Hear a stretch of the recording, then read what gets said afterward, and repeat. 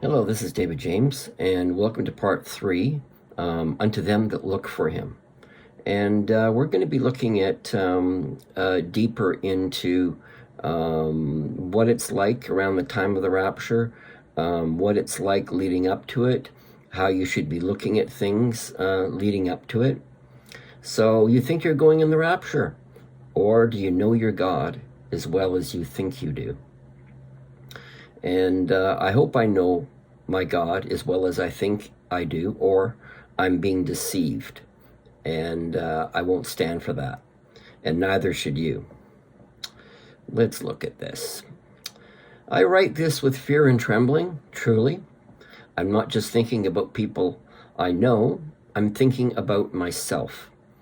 And I know that if he'd have come a while back, even a few years ago, when I wasn't perhaps in the best condition, I should have been afraid.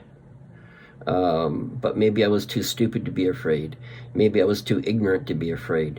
The thing is, I fear God, and I fear him who has the power to cast both body and soul into hell. That's the one I fear. And I fear to obey his word thoroughly and completely, and to fulfill everything in my books that he's written about me, that he says, David, well done, good and faithful servant, enter into the joy of the Lord. That's all I need to hear, and that's what I'm looking to hear. And I want to do it well, and I want to do it, I want to do the right thing that he asked me to do. Not what I thought was a good idea, but what he asked me to do. Let's look at Mark. No, this one's Matthew, but look at it. It's in Mark, it's in Luke, it's all over the place.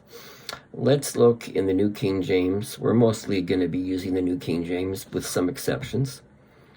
But of that day and hour, no one knows, not even the angels of heaven, but my Father only. But as the days of Noah were, so also will the coming of the Son of Man be. So the days of Noah, okay, is it just about how it was in Noah's day, or is there something else here? How was it then? Amongst other things, they were living carelessly, without respect or regard for their future, or for the one true God who holds his coming in his timing, not yours. So God was coming for that world, and they didn't know it. They didn't believe it. How could they believe it? They'd gone on, it was 1,656 years from the garden to the flood. And, well, why would things change? They've gone on this long. Well, God was done with it. He was thoroughly fed up, to say the least, with what had happened, with the corruption, with the violence. But carelessness might be a good byword. And it describes the day we're living in quite well, don't you think? For as in the days before the flood they were eating and drinking, marrying and giving in marriage, until the day that Noah entered the ark, and did not know until the flood came and took them all away. So also will the coming of the Son of Man be. Sorry, there was something on the lens. They ate, they drank, they married wives, they were given in marriage until the day that Noah entered the ark, and the flood came and destroyed them all. Likewise, okay, what does likewise mean? It means in the same way, in like manner. It was also in the days of Lot. They ate, they drank, they bought, they sold, they planted. So is it just about how it was in the days of Noah? Is it how it was in the days of Lot? No, he's giving an illustration that this is how people went on with their lives just before there was imminent destruction, right? So how could they know that something they've never seen before, rain coming from the sky? How can rain come from the sky? There's nothing up there. It's the sky. It doesn't make sense, right? Because moisture came from the ground. Back in before the flood, moisture came from the ground and watered everything. So everything was well watered. There was because God kept water under the ground. He still does, but he kept it all under the ground back then. And in the seas and in the bodies of water, of course. But there was no such thing as rain for a few different reasons, okay? And so here in Lot's day, they ate, they drank, they bought, they sold, they planted, they built. So business as usual. That's really what it's saying, right? So likewise, there is no indication that it will be exactly condition-wise. So where, there was all the hybrids going on. Now, there's hybrids going on today, but there is a hybridization of the human genome that is deliberate and exercised by the powers that be.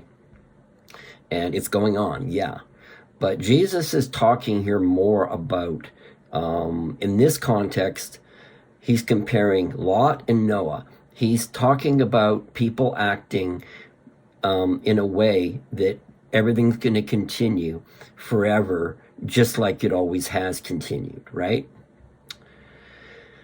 So business as usual for the general population until then. Notice the then. 2 men will be in the field. One will be taken and the other left. 2 women will be grinding at the mill. One will be taken and the other left. Watch, therefore, for you do not know what hour your Lord is coming. So watching entails you don't know when an event is happening.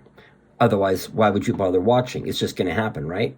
So if the rapture's coming for everyone, why would he bother say watch? This is a rapture scripture. I got to break that to you.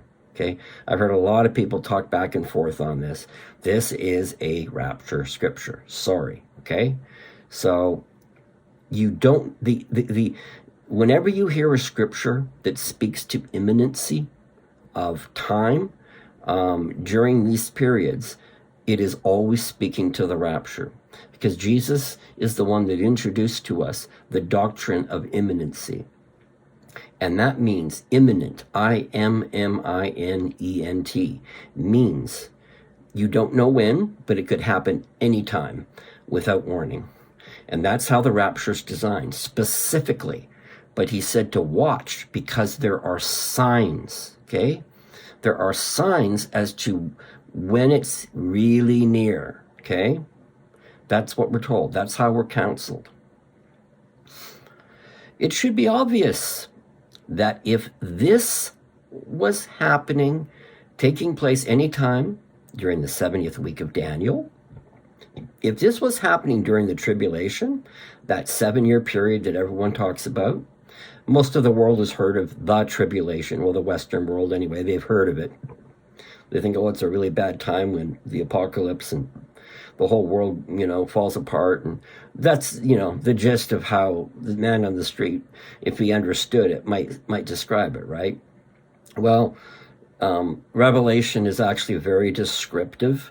So you'll notice in that day, he says, Noah and Lot were conducting business as usual. Okay? Now,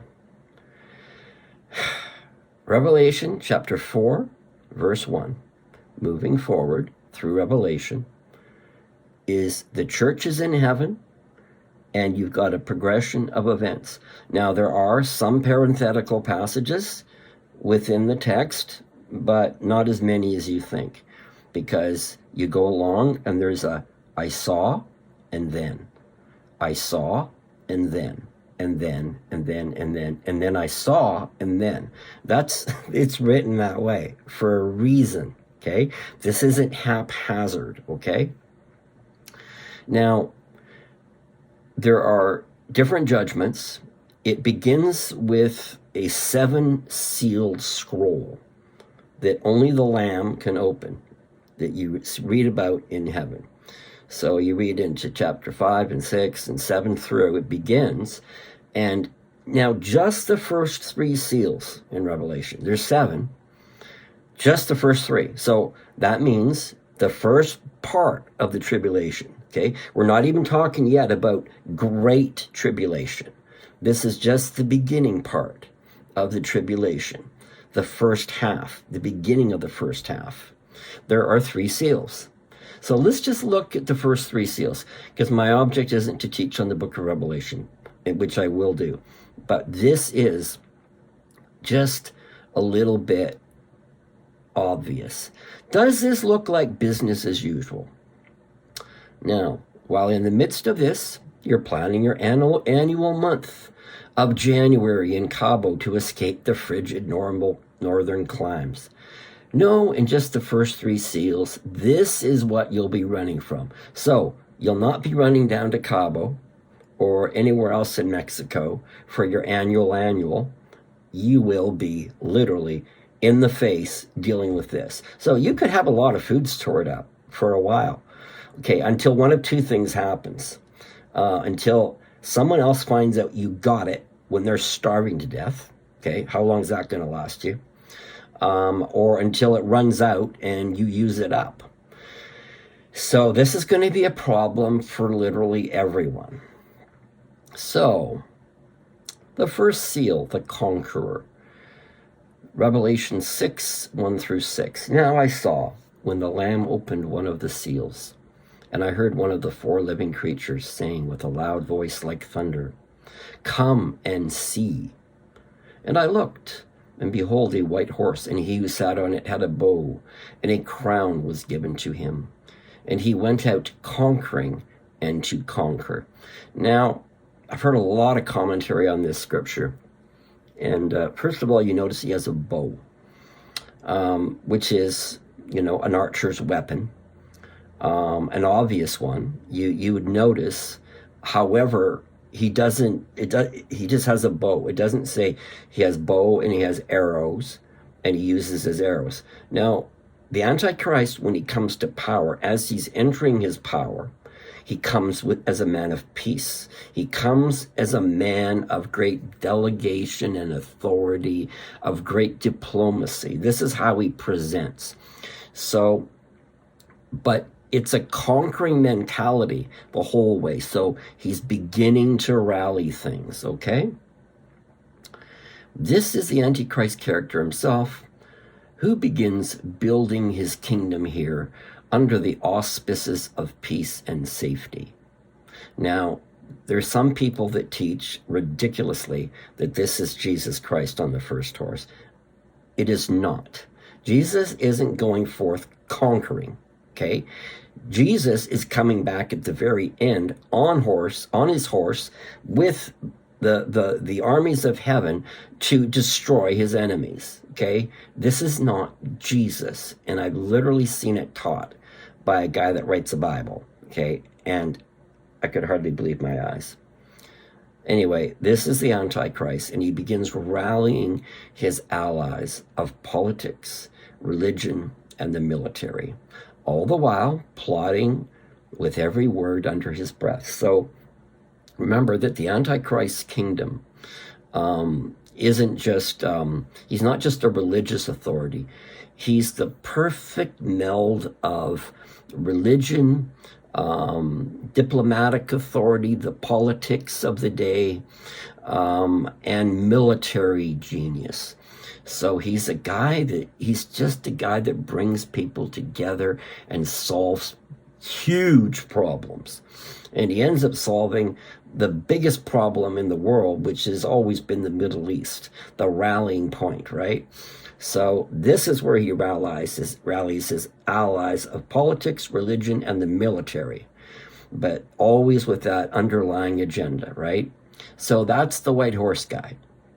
But he's not revealed as what he is yet, okay? So this is how he shows himself first, okay? Second seal, conflict on earth. When he opened the second seal, I heard the second living creature saying, "Come and see." Another horse, fiery red, went out, and it was granted to the one who sat on it to take peace from the earth, and that people should kill one another. And there was given to him a great sword. This is a complete breakdown of societal boundaries, a world thrown into anarchy. This is why it's important to appreciate the false peace that the Antichrist will bring forward, and therefore why it became so believable. So the society's coming apart. The Antichrist is throwing his weight around very tactfully, very deliberately. He's getting some help here, some help there. He's got some people here speaking up for him, people here speaking up for him, and everyone all at the same time. Society is coming unglued, and the world is wondering, what can be the answer? Who can solve what's going on here? So we got a taste of this kind of anarchy. So societal anarchy, we saw that in a very limited way with the riots there. During this time, the fury and rage of man against man will be worldwide, widespread, and pervasive. So your hand will be against your brother, your mother, your employer, your neighbor, everyone. Everyone's hand will be against the other, not just to hurt him, but to kill him. Okay? The third seal, scarcity on the earth. When he opened the third seal, I heard the third living creature say, "Come and see." So I looked, and behold, a black horse, and he who sat on it had a pair of scales in his hand. And I heard a voice in the midst of the four living creatures saying, "A quart of wheat for a denarius, and 3 quarts of barley for a denarius, and do not harm the oil and the wine." So to translate that, a denarius when this was written, was a day's wage. For the average laborer worker, a denarius was a day's wage. This is worldwide famine. In the US and Canada, the mean daily average wage is about $200. So what it's saying is the equivalent of being forced to pay $200 for an average loaf of bread. Okay? So you're hungry. We're not even talking about buying steak, because they're probably feeding us insects at that point anyway. So we're not talking about buying your favorite cut of meat down at Costco, because Costco is probably ransacked at this point. Okay, it doesn't exist, and the shelves are empty. So it doesn't take much imagination to carry that kind of inflation to its logical conclusion. So it's not just inflation, it's actual scarcity. And we know how things can get manipulated and the markets can get twisted, and that kind of manipulation goes on all the time. So this will be a perfect storm of events whereby the political, the religious, and the military come together to destroy everyone's lives. But it'll be subtle in the beginning. It'll be slow. It'll build. So when we see everyone's hand against the other, it's not hard to imagine, because they are starving. Do you know it's a fact during, especially, there's a lot of accounts from World War II throughout Europe where the general citizenry is starving to death, where they would dig up graves, especially the fresh ones, and imagine, right? So the animals, will forget that. Fluffy's gone. Okay, your pet that you got a steps that go up to your couch and you cuddle with it every night in front of the TV. Forget that. Okay, because Fluffy, you ate her a long time ago. Okay, people are starving, and it doesn't matter what it is, because you're hungry, and that's that. And there's a lot of accounts of that throughout the Old Testament, where women ate their children. or they ate their afterbirth. Like, I know it's gross, but it literally happens. It happened then, it's happened since, and it's more common than we want to even talk about. So we're going to stop this one right here. So this is part 3, unto them that look for him. And we're going to get ready and we're going to keep rolling. Thank you for watching. I will see you on the next one.